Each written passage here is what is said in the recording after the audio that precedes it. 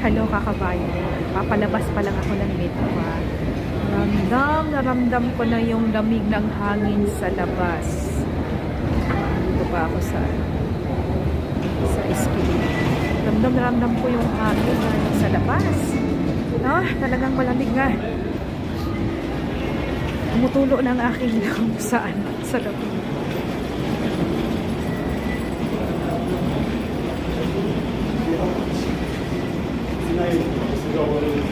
Sobrang lamig talaga. Kahit maaraw ngayon sa labas, malamig. Ayan, kumusta po kayong lahat? Ayan.